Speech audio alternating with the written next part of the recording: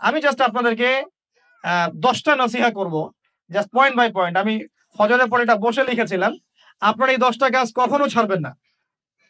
আমাকে ওয়াদা করেন, এই 10টা কাজ আপনারা বাচ্চাদের ফিউচারের স্বার্থে কখনো ছাড়বেন না ইনশাআল্লাহ। তো আমার 10টা নসিহত হচ্ছে, এক, যে আমাদের বাচ্চাদেরকে ওদের লক্ষ্যটাকে স্থির করাবেন। ওদের জীবনের লক্ষ্যটাকে 1 নাম্বার। ওদের জীবনের লক্ষ্য হবে জান্নাত।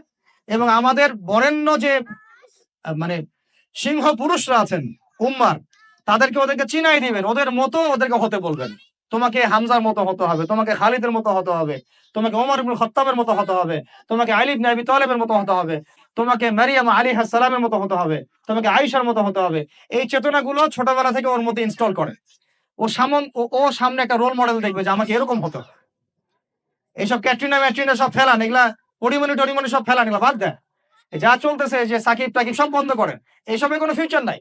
এসব ফিউচার হয়তো দুনিয়াতে কিছু দিতে পারে, কিন্তু পরকালে আল্লাহ পাকের আযাব গজব থেকে বাঁচার কোনো অপশন নাই। 2 নাম্বার, শয়তান মানে সন্তানকে 2 নাম্বার, সন্তানকে নিজের মনে করবেন না। সন্তানকে মনে করবেন এটা আল্লাহর আমানত আপনার কাছে। এই আমার ছেলে, এটা আমার ছেলে না। এই ছেলেটা আল্লাহ পাক আমাকে দিয়েছেন। বিশ্বাস করেন, আমরা তো ওকে নেওয়ার জন্য চেষ্টাও করি নাই। এমন হয়নি আপনাদের সময়? সন্তান না চেষ্টা করতো সন্তান আসে নাই? কোন কোন ক্ষেত্রে এমন হয়েছে সন্তান নষ্ট করার মানুষ চেষ্টা করছে, তাও সন্তান আল্লাহ দিয়েছেন। সন্তান আমার না, সন্তান আল্লাহর দেওয়া, আমার কাছে আমানত। একে যদি আমি সুসন্তান রূপে মানুষ না করি, আগামী দিনে ওমর না বানাই, তাহলে আল্লাহ আমাকে ধরবে। That's all. 1 নাম্বার, সন্তানকে ওর গন্তব্য চেনাবেন, ওকে আমাদের সিংহ পুরুষদেরকে পরিচয় করায় দিবেন, ওর মতো তাদের মতো হতে বলবেন। এবং সন্তানকে আপনার নিজের মনে করবেন না, সন্তানকে মনে করবেন আল্লাহর দেওয়া জাস্ট একটা আমানত। 3 নাম্বার, সর্বোচ্চ সেরা কারিকুলাম যারা দিচ্ছে ওই রকম প্রতিষ্ঠানে আপনি ওকে পড়াবেন। এরকম প্রতিষ্ঠান যদি সরকার দেয় তাহলে সরকারি প্রতিষ্ঠানে পড়াবেন, আমার কোনো সমস্যা নাই। যদি না দেয় তাহলে বেসরকারি, আর যদি বেসরকারিও না থাকে তাহলে আমরা গড়ে তুলবো ইনশাআল্লাহ তাআলা। 3 নাম্বার হচ্ছে, এটা 3 নাম্বার। 4 নাম্বার, আল্লাহর ওয়াস্তে, এটা আমি প্রথমে বলতে চাইছিলাম, আল্লাহর ওয়াস্তে ডিভাইসের এডিকশন থেকে বাচ্চাদেরকে বাঁচান। ডিভাইসের এডিকশন এত মারাত্মক যে আমি নিজে এখন কোরআনের আয়াত ভুলে যাচ্ছি দিন দিন। এই ডিভাইস আমার হাতে যেটা আছে, এটা একটা পয়জন, এটা একটা হিপনোটাইজ করার যন্ত্র মানুষকে। এই মোবাইলের এডিকশন থেকে বাচ্চাদেরকে বাঁচাবেন আল্লাহর ওয়াস্তে। যদি আপনি বাচ্চাকে হাফেজ বানাতে চান, আলেম বানাতে চান, কারি বানাতে চান, মুহাদ্দিসা বানাতে চান, এটা হাতে থাকলে আপনি পারবেন না। এটাতে এডিক্টেড হয়ে গেলে আপনি কোনোভাবেই বাচ্চাকে মেমোরি ধরে রাখতে পারবেন না। বহু হাফেজে কোরআন ভুলে গেছে দিন দিন এটার কারণে। এটার মধ্যে অ্যাডাল্ট্রি অনেক কিছু আছে, ওরা এগুলো বোঝে, ওরা এগুলো এখন বোঝে, কিন্তু ওরা ছোট নাই এখন। এগুলো একটা কার্টুন দেখতে গিয়ে ওরা 10টা দেখে ফেলবে, আজে বাজে জিনিস দেখে ফেলবে। এটা এটা এটা এটা এটার মানে ব্যবহারটাকে নিয়ন্ত্রণ করেন, ডিভাইস এডিকশনটা বন্ধ করেন। আল্লাহ পাক তৌফিক দান করেন, আমিন। 5 নাম্বার হচ্ছে ম্যানুফ্যাকচার্ড কোনো খাবার বাচ্চাদেরকে খাওয়াবেন না।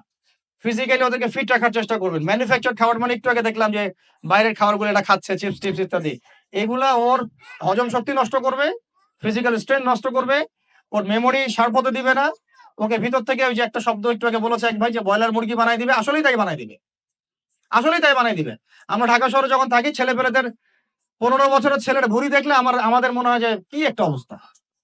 ফাস্টফুড, পিৎজা, বার্গার, কফি, এইগুলাই ওদের জীবন।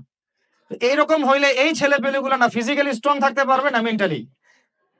আর মনে রাখবেন, কোরআনে আল্লাহর কিতাবের মধ্যে আল্লাহ পাক নেতৃত্ব দেওয়ার 2টা গুণাবলী বলেছেন। কয়টা বলেন? মাত্র 2টা। নেতৃত্ব দেওয়ার জন্য ওইরকম জায়গায় যেতে হলে 2টা গুণাবলী এনশিওর করতে হয়। একটা হচ্ছে ফিজিক্যাল স্ট্রেংথ, একটা হচ্ছে ইলমের স্ট্রেংথ। বাসতাতাম ফিল জিসমি ওয়াল ইলম আও বাসতাতাম ফিল ইলমি ওয়াল জিসম, মানে জ্ঞানে এবং দৈহিক শক্তিতে বলীয়ান হওয়া। ছোটবেলা থেকে খাবারে যদি আপনারা সচেতন না হন, এই বাচ্চারা বড় হয়ে দেখবে যে 15, 20, 30 বছরেই ভেঙে পড়ে গেছে। আমরা এটা চাই না। বিশুদ্ধ খাবার এবং ম্যানুফ্যাকচার্ড খাবার ত্যাগ করা, বাইরের খাবার বন্ধ, এবং যে রুট লেভেল থেকে ভালো খাবার এনে ওদেরকে খাওয়াবেন, পরিষ্কার পরিচ্ছন্নতাকে সর্বোচ্চ গুরুত্ব দিবেন। 6 নাম্বার হচ্ছে নিয়মিত ওদেরকে খেলতে দিবেন। এটা আমি নিজে লিখেছি, কারণ ছোটবেলায় আমরা অনেক খেলাধুলা করেছি। আমি একটু বুঝাই জাস্ট 1 মিনিটে। যত বেশি খেলবে তত সোয়েট হবে, মানে ঘামবে। যত ঘামবে তত ক্লান্ত হবে, যত ক্লান্ত হবে ঘামবে তত কোলেস্টেরল কমে যাবে, ব্লাড সার্কুলেশনটা খুব ভালো হবে। তারপরে যত খেলবে ও টায়ার্ড হবে, তখন ও খাবে বেশি, মানে ভালো জিনিস খাবে বেশি, রুচি বাড়বে। যত ভালো খাবে ঘুম তত ক্লিয়ার হবে, ঘুম যত ক্লিয়ার হবে ওর ব্রেন তত শার্প হবে, ব্রেন যত শার্প হবে ও অল্প সময়ে যা পড়তে পারবে, যা মুখস্থ করতে পারবে, এটা 10 ঘন্টায় আপনি পারবেন। বিশ্বাস করেন আমি আমার স্টুডেন্ট লাইফে কোনোদিনও মনে হয় 2 থেকে 3 ঘন্টার বেশি পড়ি নাই, কোনোদিনও না, কোনো পরীক্ষার আগেও না, এসএসসি এইচএসসি ইন্টার মাস্টার্স কোনো পরীক্ষার আগেও না। আমার তো মনে আছে যে আমি ওই ইন্টারমিডিয়েট পরীক্ষার আগে আমরা ভিডিও গেম খেলতে গেছিলাম মোস্তফা, মনে আছে আপনাদের? মনে নেই? ওই যে কাচারি বাজারে, এই যে কাচারি বাজারে, কাচারি বাজারে আগে এখন একটা গেমিং জোন ছিল, আপনাদের অনেকে মনে আছে যারা আমার এজের আছেন, মনে নেই আপনাদের? হ্যাঁ ভাই জানেন তো, বাক্সের মধ্যে থাকতো, হ্যান্ডেল থাকতো। কালকে পরীক্ষা বলছে, পরীক্ষা দূর কিসের পরীক্ষা, আমার ইংরেজি আগে পড়া আছে, আমার পড়া লাগবে না, এত কনফিডেন্স, বিকজ 1 ঘন্টা পড়ছি আমার হয়ে গেছে। তো এই হলো অবস্থা, মানে বাচ্চাকে খেলতে দিতে হবে, খেলতে দিলে ওর ব্রেন ডেভেলপমেন্টে অনেক কাজে দিবে, ক্ষুধা বাড়বে, ঘুম ভালো হবে, ইনশাআল্লাহ তাআলা ওরা ওরা দ্রুত মনে রাখতে পারবে ইনশাআল্লাহ তাআলা। 7 নাম্বার, 7 নাম্বার হচ্ছে ভাই, এটা আমাদের ভাই বোনদের জন্য, যে পারিবারিক বন্ধনটা ভালো রাখেন। যে পরিবারে হাজবেন্ড ওয়াইফের বন্ধন ভালো না, ওই পরিবারে ভালো সন্তান গড়ে উঠবে না। ওর অনেক কিন্তু দেখবেন যে মানে মেন্টালি অনেক ডিপ্রেসড হয়ে যাবে। পারিবারিক বন্ডিংটা খুব ইম্পর্টেন্ট। এই জন্য আমরা দোয়া করি আল্লাহ পাক যেন সবার মধ্যে পারিবারিক বন্ডিংটা ভালো রাখেন, এবং পারিবারিক কলহ থেকে আল্লাহ পাক আপনাদেরকে হেফাজত করেন, আমিন। আর 8 নাম্বারটা হচ্ছে বাবাদেরকে বলছি আমি, যে বাবাদের উচিত হবে মাদের দায়িত্ব না শুধু সন্তানদেরকে সময় দেয়া, বাবাদের, because because brother, you are not a money making machine at all. আপনি মানি মেকিং কোনো মেশিন না, আপনার কাজ শুধু টাকা আর্ন করা না তো, আপনার আমার কাজ হচ্ছে বাচ্চাকে সময় দেয়া। কোরআন আপনি খোলেন, কোরআনের মধ্যে আপনি মা এবং ছেলের কোনো কনভারসেশন পাবেন না। আমার জ্ঞান ক্ষুদ্র, যদি থাকে আমাকে জানায়েন, যে কোনো জায়গায় যদি থাকে, কোনো জায়গায় যদি পান মা এবং ছেলের কনভারসেশন আমাকে জানায়েন। আমি কোথাও কোরআনে মা এবং ছেলের কোনো কনভারসেশন পাই নাই, মা এবং সন্তানের কোনো কনভারসেশন পাই নাই। আমি যদি ভুল হই বা আমার যদি জানা না থাকে আপনি আমাকে জানাই দিন। আমি সব জায়গায় পাইছি বাবা ছেলে, বাবা ছেলে, বাবা ছেলে, বাবা এবং ছেলের কনভারসেশন। তার মানে কোরআন আমাদেরকে হেদায়েত দিচ্ছে যে বাবাদেরকে সময় দিতে হবে ছেলেদেরকে।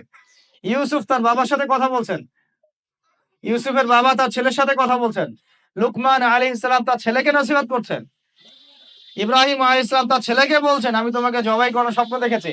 মা ছেলের কনভারসেশন খুব পাওয়া যায় না। আমি জানি না কোনো জায়গায় থাকতে পারে, থাকলে আমাকে জানায়েন, কিন্তু আমি পাইনি কখনো। তো বাবাদেরকে বলবো আপনি সন্তানকে সময় দেন, because you are not a money making machine at all. আপনি কোনো মানি মেকিং মেশিন নন।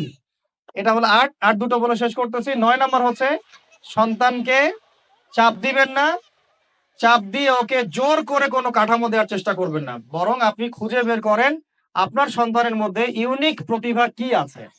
এই মেয়েটার মধ্যে হয়তো একটা প্রতিভা আছে যেটা আমার মেয়ের মধ্যে নাই, এর মধ্যে একটা প্রতিভা আছে ইউনিক যেটা ওর মধ্যে নাই, ওই ছেলেটার মধ্যে একটা প্রতিভা আছে যেটা আবার এই মেয়ের মধ্যে নাই। আপনি কখনো কারোর সাথে কারো তুলনা করবেন না। তুমি মারিয়ামের মতো ফার্স্ট হতে পারো নাই কেন, তুমি ওই সুমাইয়ার মতো সেকেন্ড কেন হলো না, তুমি ওই আব্দুল্লাহর মতো কেন ফার্স্ট হলো না, কখনো এরকম তুলনা করবেন না। এগুলো করলে ছেলেরা ভিতর থেকে, মেয়েরা ভিতর থেকে খুব ডিপ্রেসড হয়ে যায়, আত্মবিশ্বাস হারায় ফেলে। ওরা মানে মনে করে হয়তো আমার দ্বারা কিছু হবে না। বরং আপনি আরো উৎসাহিত করবেন, কোনো সমস্যা নেই বাবা, কোনো সমস্যা নেই আম্মু, এবার বড় নেই পরে এবার হবে ইনশাল্লাহ। বরং তাদেরকে সময় দিবেন এবং খুঁজে বের করবেন যে কোন প্রতিভা আপনার মেয়ের মধ্যে, আপনার ছেলের মধ্যে আছে। কেউ দেখবেন খুব ভালো লিখতে পারে, কেউ ভালো আবৃত্তি করতে পারে, কেউ ভালো নেতৃত্ব দিতে পারে, কেউ ভালো দেখবেন যে মাশাআল্লাহ মুখস্থ করতে পারে। প্রতিভা বিচক্ষণতার সাথে ফাইন্ড আউট করতে হয়। এটা আমার আমার কাজ বাবা হিসেবে, আপনার কাজ মা হিসেবে। আল্লাহ পাক আমাদেরকে এটা করার তৌফিক দান করেন, আমি জোর করে চাপায় দেওয়া যাবে না। আর একটা নসিহত শেষ, সেটা হলো আমরা তো 5 ওয়াক্ত নামাজ পড়বই, বাচ্চাদেরকে তো ইসলামিক পরিবেশ দিবই। আমাদের তাহাজ্জুদের ওয়াক্তে 2 রাকাত নামাজ পড়াটাকে আপনার উপর ফরজ করে নেন। তাহাজ্জুদের ওয়াক্তে অন্তত 2 রাকাত নামাজ পড়াকে আপনার আমার উপর ফরজ করে নেন, যদি ওটা ফরজ না, ফরজ করে নেন। কারণ ওই সময় দোয়া যেগুলো করা হয় আল্লাহর কাছে একদম সরাসরি কবুল হয়। আপনাদেরকে আমি একজন মনীষীর কথা খালি বলবো, ইমাম বুখারী রাহিমাহুল্লাহ, নাম শুনেছেন আপনারা? তার কিতাব কিয়ামত পর্যন্ত ইনশাআল্লাহ পড়ানো হবে, ওইটা না পড়ে কেউ আলেম হয় না, তাই না বিষয়টা? তিনি যে একসময় অন্ধ ছিলেন আপনারা কি জানেন? তিনি যে একসময় চোখে দেখতে পারতেন না আপনারা কয়জন জানেন? তার মা তাহাজ্জুদের ওয়াক্তে আল্লাহর কাছে কান্না করতে করতে করতে করতে, আল্লাহ আমার ছেলের চোখটা ভালো করে দাও, আল্লাহ আমার ছেলের দৃষ্টিশক্তি ফিরায় দাও, আল্লাহ আমার ছেলের দৃষ্টিশক্তি ফিরায় দাও। মায়ের এই দোয়া আল্লাহ পাকের আরশ পর্যন্ত পৌঁছে যায় অলৌকিক ভাবে, মিরাকুলাসলি। ইমাম বুখারী রাহিমাহুল্লাহ সকালবেলা উঠে চোখে দেখা শুরু করে। আজকে ইমাম বুখারী কি এবং তার কিতাবের মূল্য কি, তার মর্যাদা কোথায়, তার কিতাব না পড়লে আমাদের মতো কোনো মানুষ আলেম হতে পারবে না, এটা আমরা এখন স্বতঃস্বীকৃত। কিভাবে হয়েছে ভাই বোনেরা? দোয়ার মাধ্যমে। প্রচুর দোয়া করতে হবে সন্তানদের জন্য। আমি যতবার বাইতুল্লাহ যতবারই জিয়ারত করেছি, তাওয়াফ করেছি, প্রত্যেক তাওয়াফে আমি সবসময় দোয়া করি আমার ছেলে মেয়েদের জন্য। আল্লাহ আমার ছেলে ওসমানকে ওসমান রাদিয়াল্লাহু আনহুর মতো বানাও। শর্টকাট দোয়া আরকি। আমার ছেলে মেয়ে মারিয়ামকে মারিয়াম আলাইহিস সালামের মতো বানায় দাও। আল্লাহ আমার মেয়ে আয়েশাকে আয়েশা রাদিয়াল্লাহু আনহার মতো বানায় দাও। আল্লাহ আমার ছেলে ওমরকে ওমর ইবনে খাত্তাবের মতো বানায় দাও। আপনারা এবার দোয়া করতে থাকেন।